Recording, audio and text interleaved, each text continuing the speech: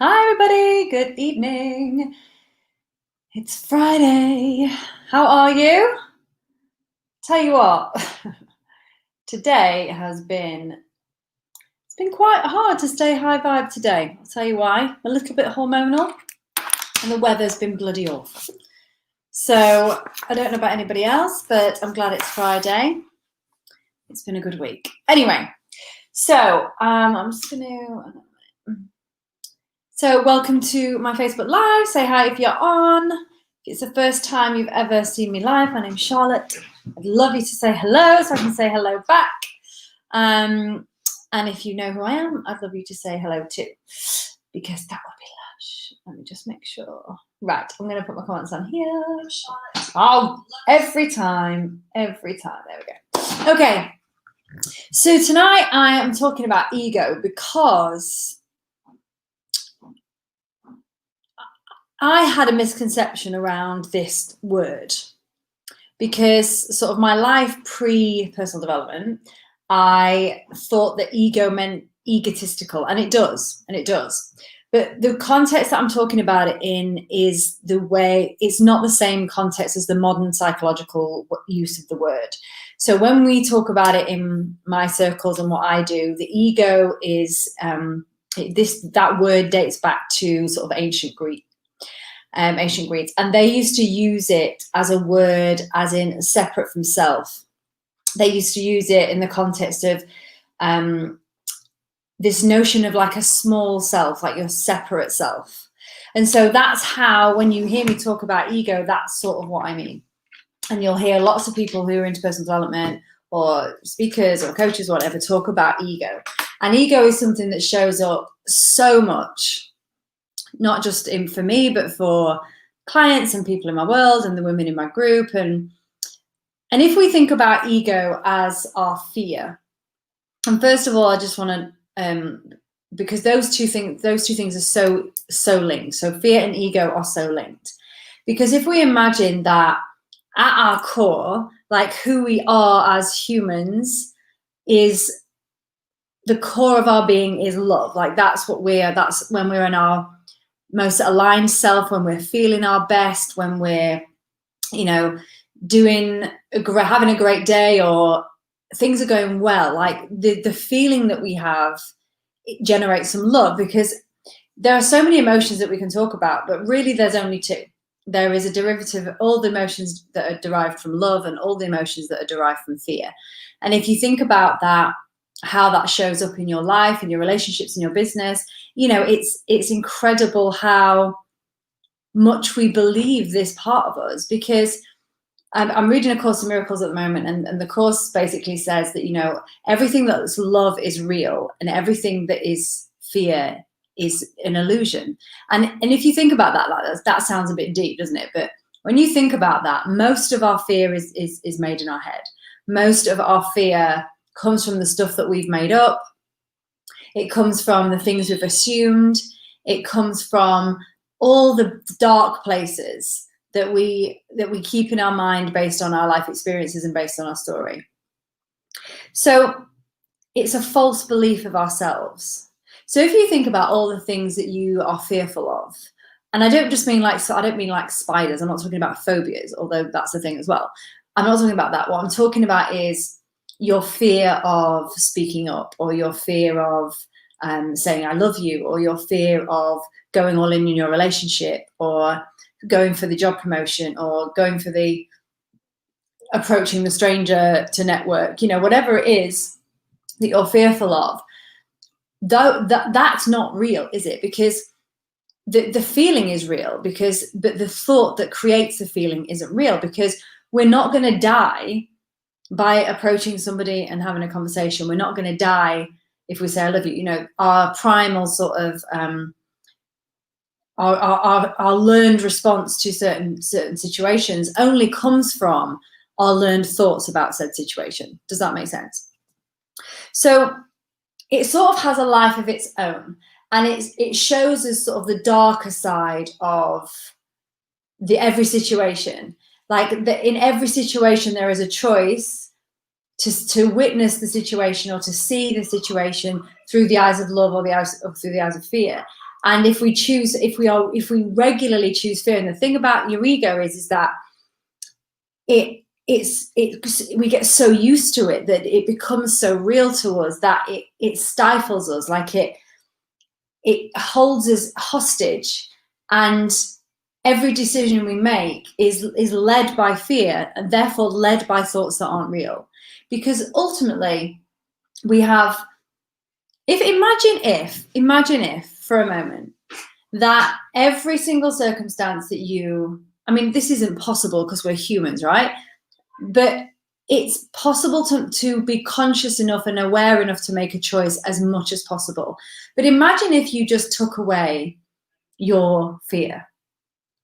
And I don't mean like you'd go and jump off a building and wouldn't be frightened. That's not the kind of, because that's danger. Danger is real. Fear is just an illusion, right? Now, that doesn't mean that I'm going to go and jump out of a plane, because that would terrify me. Yeah, those feelings are real. Our fear is real. Our pain is real. How we feel it. But when it comes to fear about irrational things, or fear that we've made up in our head, our mind and our emotional body and our connection between those two things is learned. It's repeated, and so your brain, because its job is just to keep you safe and not to make you happy, is go, oh, okay, no, don't do this. We're scared of this. So the more we lean into this fear-based reality, the worst case scenario situation, that every time we go and do something, we immediately go to what could go wrong. That's our ego. That's our smaller self. Because the core of who we are and the truth of who we are is limitless. It's incredible. I mean, when you see things, we read about amazing people that achieved amazing things. We see them on television, and we listen to their stories, and we're overwhelmed in awe of people that have achieved. Everybody is capable of doing that. And what I've identified, and what I see a lot with clients, is that there is this separation from self, this complete lack of belief in that they are capable of something. Oh, I couldn't do that. I couldn't do that. Well, yes, you could. And also, where this shows up a lot is in relationships, where what our perception of what love is, our perception of what a good relationship should be, can be, so entrenched in our ego that it becomes difficult to navigate. So, somebody says something to you, and unconsciously it triggers something from past, and therefore we get defensive and angry. All those things are derived from fear. Because if you think about the main emotions, they're all based in fear. So anger is fear that something has been taken away, or fear that you've been taken for a mug, or fear that somebody's done something to you, is based in fear. You get angry based in a fear that something has happened that shouldn't happen. That's what fear is. I mean, that's what anger is. Sadness is fear of loss. It's fear that you no longer have something that you had before, whether that be a job or a person or anything. It's loss, and there's fear all laced up in that. When you look at shame and guilt, like guilt is fear that you've hurt somebody else. It's fear that you have something you've said or done has had an impact or on another person, so therefore you're guilty. There's fear laced in that. And shame, fear that's something that's happened in your experience means that you're broken, that there's elements of you that can't be fixed, that your shame, that the person that you have hurt or the situation that's arrived can't be mended, and so you therefore feel broken in some way. So fear is laced in everything. And so for me, I love to simplify the whole thing. I love to simplify and say, do you know what? Am I looking at this through the eyes of love or through fear? And if I'm working with a client, is to ask the same question, like, where is this coming from? Where's this opinion? Where's this assumption? Where's this attitude? Where's this, where's the basis of this argument coming from? What are you frightened of? And usually whenever that's in a negative conversation, there will be a fear at the basis of it. So I wanted to talk about that because where's ego showing up in your life? I'll give you an example in my life. So in my business, you've heard me talk about this before. So there's a certain element of fear to doing what I do. It's exposing. I'm open for criticism. I'm open for opinion, which is all fine. I've made peace with that, but that doesn't mean that there isn't fear there. So my fear is all based in ego, because my ego self would say, well, who are you to talk about these things? Who are you? Who's going to listen to you? That's my smaller self. That's based from fear. So if you think about it, and my assumption that people give a shit to care as much as to give an opinion. So ego is laced through all that. So what I have to do, the thing that I have to really connect to, is that ultimately what I say, what I do for a living, how I show up, how I communicate with people, how I want to make people feel welcome, how I want to make people feel loved, all comes from that place. Self-love is, for me, is feeling that about myself and giving that freely to other people. I have to connect with that. I have to say, everything I say, everything I do comes from that place. So when those fears come in, or when that ego thought comes in, I'm like, no, that's just not true. And so when you think about it in such simple terms, that am I responding to this person through fear or love? Am I perceiving this situation through fear or love? And when you get into that rhythm of thinking, actually, this is really simple. Are they communicating with me from a place of fear or love? And I tell you what, for communication, that is an incredible place to be. When you are having a conflict with somebody, or whether or not you've got to have a difficult conversation, or whether somebody's giving you anger, or responding negatively to you, having the perception that this person is just operating from a fear-based mindset, from a fear-based emotional state, it gives you empathy. It gives you that space to be able to go, I'm just going to let this play out, because this isn't about me, because it isn't, it never is. So I think it's really important, because I think sometimes if you're into personal development and you listen to a lot of people, you'll hear the word ego bandied about quite a lot, and you'll hear that term talked about. And when we all know the term egotistical, full of self, we all know that term. And sometimes I think we can get mixed up in the interpretation of what some people are talking about. Let me just say hi. Hi, Helen. Hey, Louise. Hey, Katie, Jenny, Karen. I had a gorgeous day yesterday, thank you. It's my wedding anniversary yesterday. We had the best dinner. If you live near me, then Number 5 restaurant is the best meal in town. It really is. Who needed to hear this today? Siobhan, I'm glad you needed to hear this today. So it's so funny. It's so funny because when I have comments, it instantly relaxes me. I don't know why. Maybe that's because, it's weird, that, isn't it? Because you'd think that I'd be nervous because I knew people were watching, but it's the opposite for me. So where in your life, business, relationship, are you allowing your ego self to run the show? And I guarantee it's all those places. And so tonight you just contemplate that and just think about so I'm very big on intention. I'm really big on daily intention. It's not getting too swept away with the enormity of what you want to achieve, or the enormity of where you want to go, what you want to do, or all the things. I've got a little hashtag that runs in my group called Just Today, just today. So if you got up every morning and said, just today, I'm going to actively choose as much as I possibly can to view everything through the eyes of love rather than fear.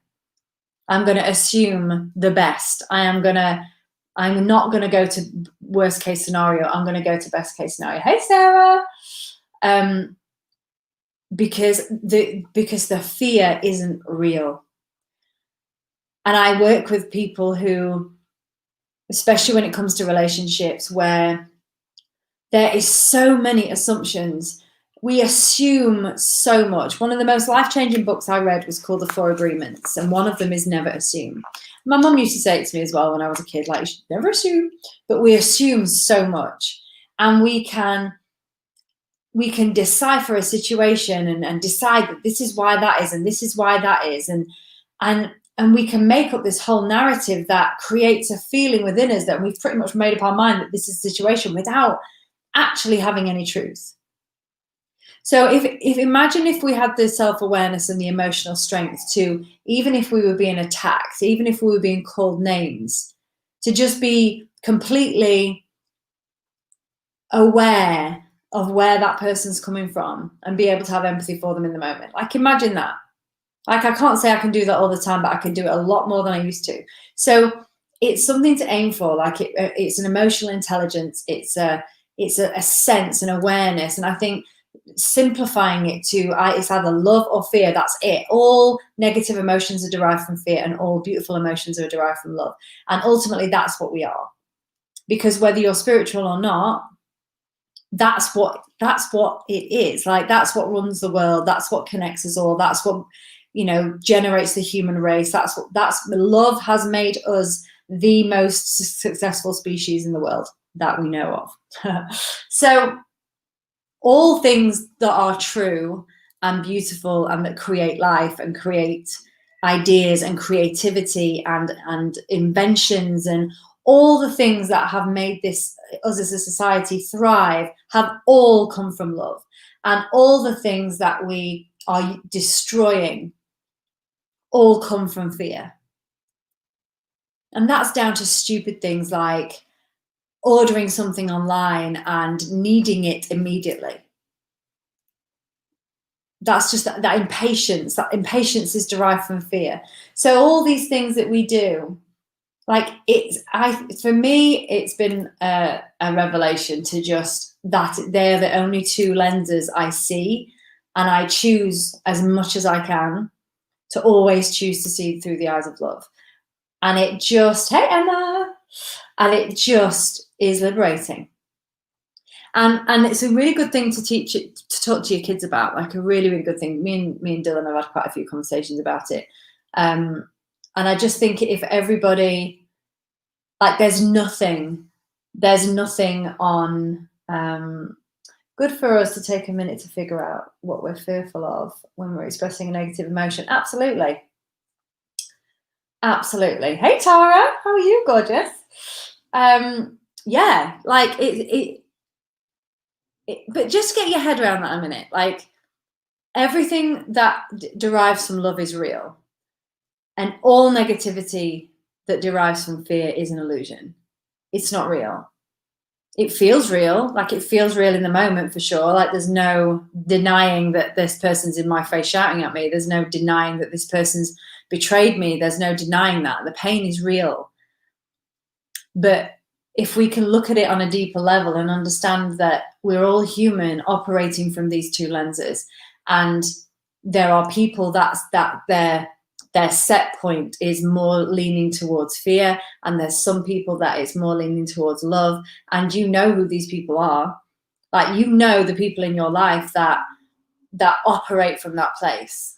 Like, them because you love to be around them, you like their energy, you want to be their friend, they're the person you go to if you need support, their life changes, there are humanitarians, there are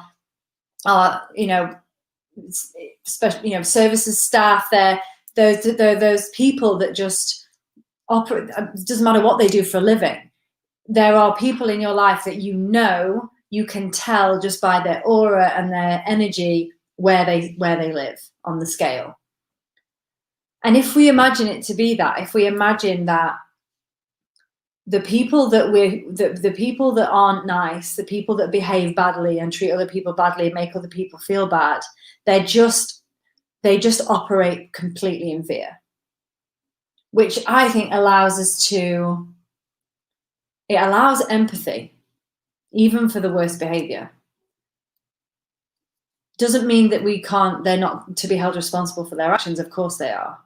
But as a human, like, for us to not see through a fear, because here's the thing, here's the trick, is that when we see somebody behaving badly, or we see an atrocity, or we see something really bad happening, if we believe and lean into it, then it changes our lens and we start to move. So people, you know, I do a lot of work with people's story, and people that have had, hey Sarah, people that have had lots of negative experiences in their past, of course and they've had fear generated them from a young age. There is a separation from self, because, you know, there's a line that I like to say, and it's not, I didn't make it up, I've heard it, other people say it, but, you know, you were born worthy, you were born this bundle of love, and nothing's changed. Who you are at your core has never changed. What's changed you is your experiences and your perception of the world as a result of your experiences.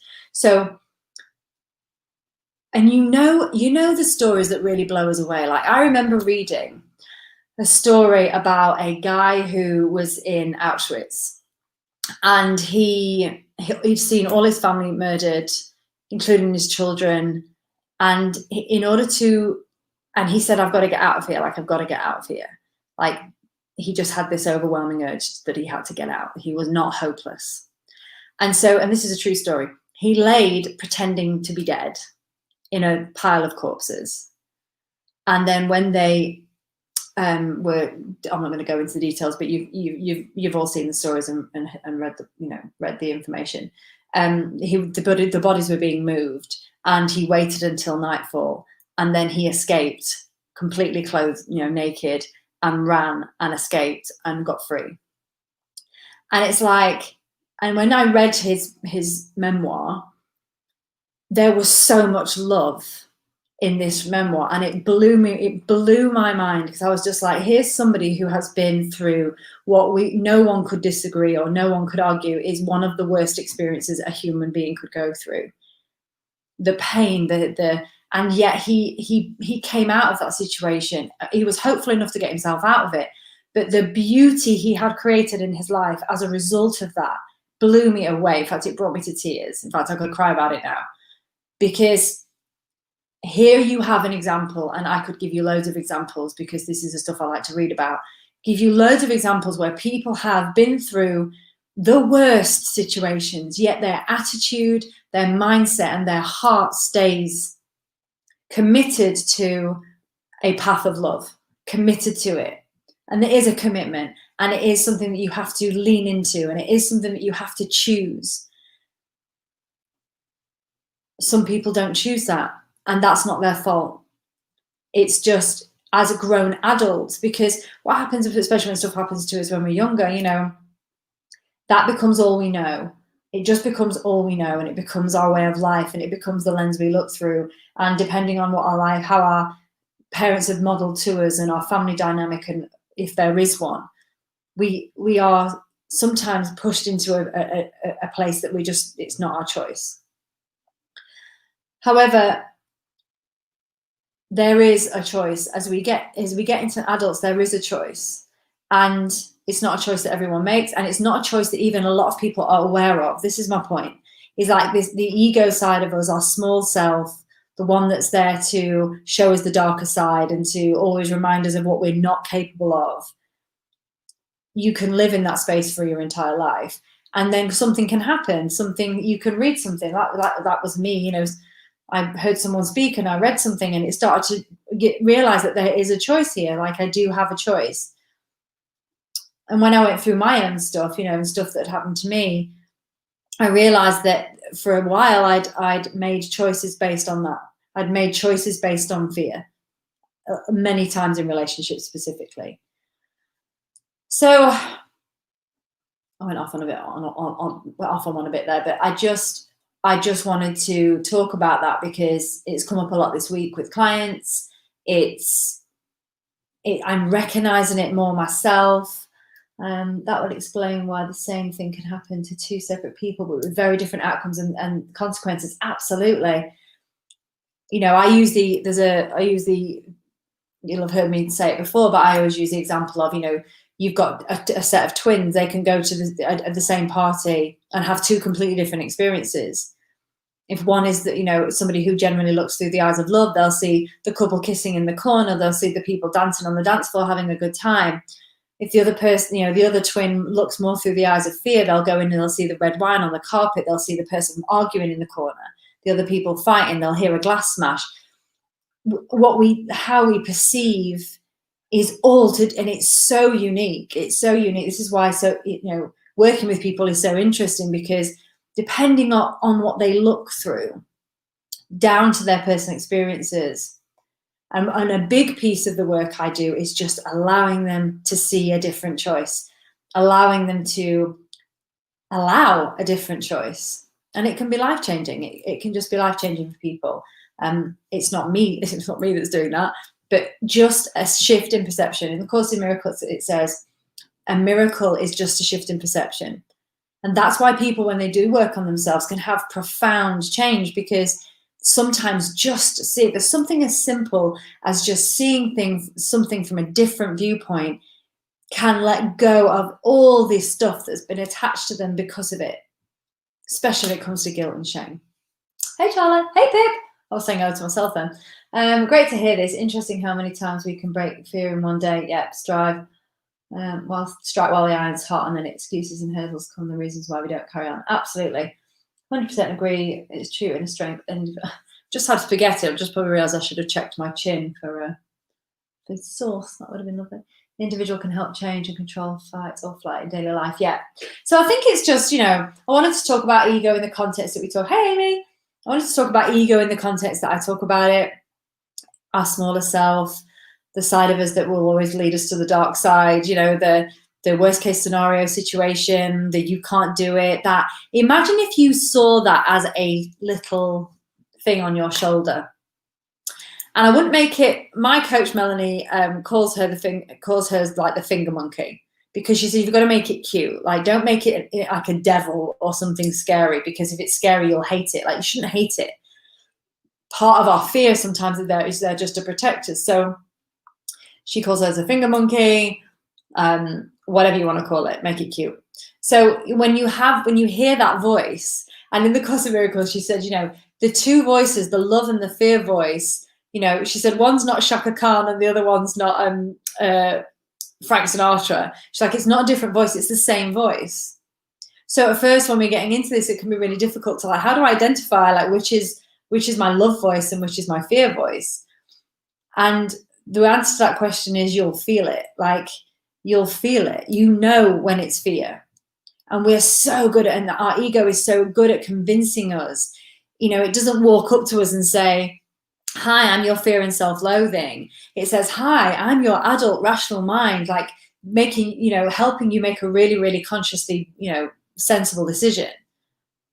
But sometimes that's not the way. So I think it's practice. It's learning to question if a fear comes up or something comes up that says you can't do something, not just taking it as read, like it's not the truth. It just isn't factually the truth. Because when people say I can't do something, it's not factually true. They just don't want to, or they're just scared to. Like, I'm terrified of jumping out of a plane. Doesn't mean I can't do it. But I would say in conversation, oh no, I couldn't do that. I couldn't do it. Of course I could do it. I just choose not to, because I don't want to feel like I'm going to die. Like, you know, that's real. That there are moments in our life where that really doesn't serve us. It really doesn't support what we're trying to achieve. And so for me, for my big realization recently has been, you know, my choice to do this has to be a bold choice. Like, when I show up, I have to be bold about it. I have to quieten down the ego side of me that wants to tell me that I can't do it, and wants to tell me that no one cares, and wants to tell me all the things that it does. And it's almost just like, shh, you know, just shush. And I sometimes do that. Look like I'm crazy. So it's a daily choice. It's just today. I choose to see through the eyes of love. Just today, I choose to make my choices based on love and what's possible, not what my ego says is not possible. I hope that makes sense. So thank you for that. Happy Friday. By the way, this is number 100. So I have gone live now every day for 100 days. And I tell you what, that's gone really quick, like scarily quick. So I've got 265 left to do. And I'm cool with it. Like it's been a really good experience. Like I really liked it. Didn't run out of things to say yet. I don't think I will. Anyway, so that's it. I hope you have a lovely Friday. So have a think about that. Where's your ego showing up where it can just do one? Oh, hang on a minute. I wanted to read this quote to you. So this is from the Course in Miracles. Our ego is the dark parallel universe, our realm of fear and pain that exists. Oh, I can't even bloody read my own writing. Oh, it doesn't seem to, but it does, but it feels like it exists. And then there was this other bit which I thought was brilliant. The ego is like a virus in the computer that attacks the core system. It seems to show us a dark parallel universe, a realm of fear and pain that doesn't actually exist, but certainly seems to. The ego is our self-love turned to self-hatred. Love that. Okay, I'll leave you now. Have a lovely Friday. Have a lovely weekend, and I'll speak to you tomorrow. If you're in my group, hey, Nicole. I know it's gone quick, Sarah. It's insane. Sarah, comment, fearing for the worst and preparing for it is such a vicious cycle, and it takes real courage to leave that comfort zone. It does, huge courage. I know I talked on a live a couple of days, I think it was my last live, I think I was talking about the thing that triggered that live was watching this girl on this weight loss program saying, oh, you know, I decided not to I don't get too excited and have to you know, enough high expectations because then I won't be disappointed. Oh, like that's the ego talking there. Like that is her small self talking right there. And she did it on a bloody television show. I was like, I wanted to reach in the television and give her a hug, you know? So where's it showing up in your life? How could you simplify those choices? How could you simplify, am I looking through love here or fear? Am I interpreting this through the eyes of fear or through the eyes of love? Because if you can interpret anything that's coming at you that's negative through the eyes of love, you won't feel it as intensely as you would if you were looking through fear. None of it is real. Danger is real. Fear is not. Okay, I love you. Mwah. Speak to you soon. Bye.